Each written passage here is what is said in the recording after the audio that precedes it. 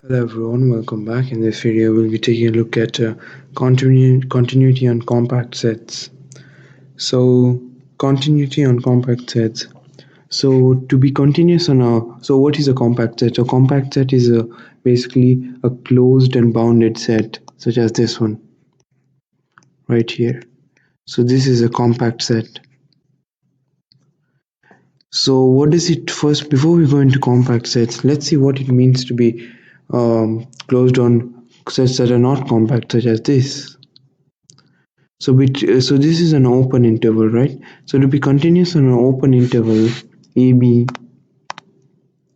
for A less than X less than B, so there's some X in this interval. So any sequence Cn tending to C obeys this limit of f of Cn is equal to f of C. So that's basically the sequential criterion. I'm using the sequential criterion right there. So this basically means limit of f of C as x approaches C is equal to f of C. So this continuity on an open interval, but to be continuous on a closed interval, that is a compact set. This is a compact set right here. To be continuous on a compact set, it means, so just like before, this is true that limit of f of x as x approaches C for any C in AB is equal to f of C. But also these two conditions should be met. So if we have a compact set right here, and this is A and this is B. So the limit of for all sequences Cn tending to C, the limit or as x approaches C, f of, and this is f of x approaches f of C. And also this has to be true. The first condition is that as we approach A from the left hand side, from the positive direction, f of x should also approach f of A right here. And as you approach B from the to the, I mean, as you approach B from the left hand side and as you approach A from the right hand side, so as we are approaching B from the negative direction, f of x should also approach f of B right here. So this is f of B and f of A. So that's what basically means to be continuous on a compact set. So we have an interesting theorem right here. It says that the preservation of continuity on a compact set. So let f be a function that maps all values a to the real numbers, be continuous on a. So if k is a subset of a, and k is compact, then f of k is compact as well. So in less mathy terms, in simpler words, so compact sets always get mapped to compact sets. So if we have a compact set right here on the x-axis, AB, the function f of x, which is continuous, will always map it to a closed and bounded interval, which is called a compact set, f of A, f of B. Right. So let's do the proof of this. Right. So where must we begin? So firstly, pick any sequence. Okay, let me write that more neatly again. So pick any sequence yn. Pick any sequence yn in the range of f of k. So pick any sequence yn, or let me say f of x, more simple terms, in the range of f of x, such that x is in a, b. So first let me draw this graphically to make this a little easier to see. Right, so we have b right here and a right here. So we have f of b, f of a. So we're saying pick any sequence here yn, any sequence yn in this range. All right, let's see how we can go about with that. So if we pick any sequence yn in the range, in this range, there must be some x. There must be some x in AB. There must be some x in AB such that f of x is equal to f of y. So we can also find a sequence. So for each, so remember yn is a sequence, y1, y2 like that. So for each term in the sequence, for each yn, there is some xn, right, sorry about that. So there is some xn in AB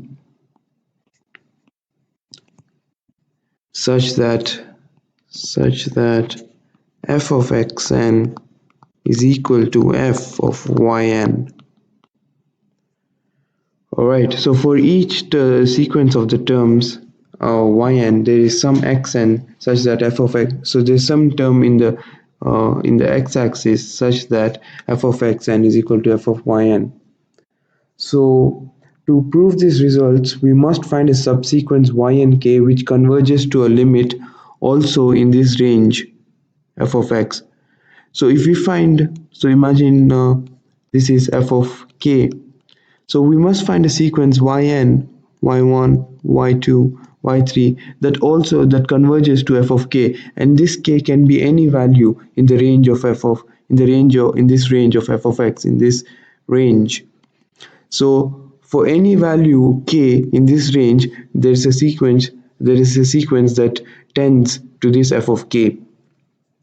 So if we show that that is true, then we'll show that continuity is preserved on compact sets. So even if k is a, if k is equal to a, if it's on the edge of the set, and if we find a sequence of yn that tends to f of k, then automatically we'll show that continuity is preserved on compact sets. All right. So remember this AB right here. This AB is a compact set. It is closed and it's bounded, so it's compact. All right. So let's see what we can do next. So xn, since it's closed and closed and bounded, so it's compact. So xn forms a bounded sequence. And Bolzano-Weierstrass theorem says that since xn is a bounded sequence, there is a convergent subsequence. So by the Bolzano-Weierstrass theorem, there is a convergent subsequence xnk. So there's a convergent subsequence of xnk, and since we know this xnk converges, we know this xnk converges to some limit. Let's just call it x. So this xnk converges to some limit x. And remember that we said for each term f of xn is equal to f of yn. So f of xnk is equal to f of ynk. And finally, we assumed that f is continuous on A. Since f is continuous on A, now this is just a sequential criterion. Since f is continuous on A, and we have a sequence x and k that converges to x, and since f is continuous, we have a sequence f of y and k that converges to f of x. Now that's just a sequential criterion. Remember that if you have a sequence x1, x2, x3, that's the definition of continuity, that converges to some x. We'll have since f is continuous, we have a sequence f of y1, f of y2, f of y3 that converges to some f of x. and that's what we basically needed to show. Remember that we wanted to show that this f of k, we wanted to show that this sequence converges to f of k, and this k right here, I just replaced it with the x, and therefore we're done with the proof.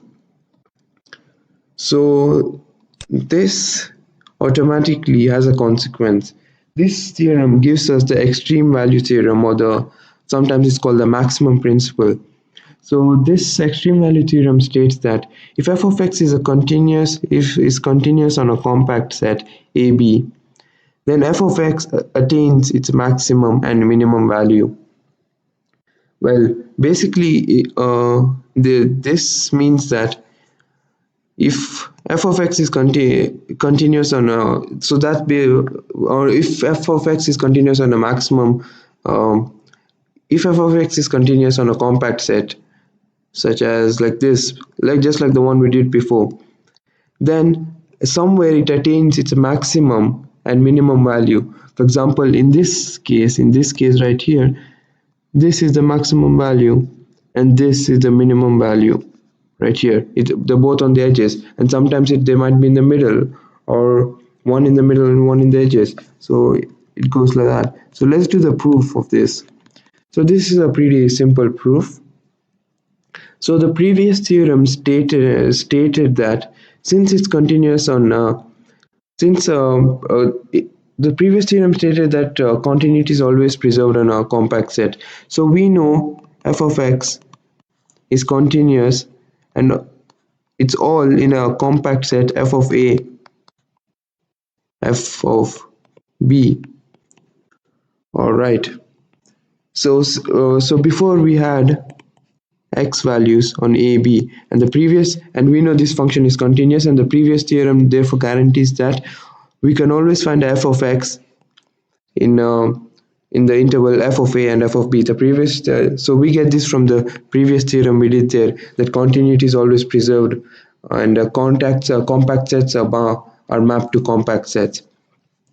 And now the axiom of completeness, if you remember that, if you guys still remember that, the axiom of completeness says that every non-empty bounded set always has a supremum.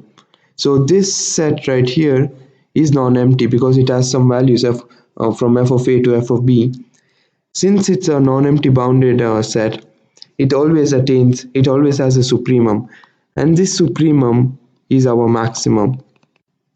And this can be similarly done for the infimum of the set, and therefore we're done with the proof of the extreme value theorem. So hope you guys have enjoyed this video. See you next time.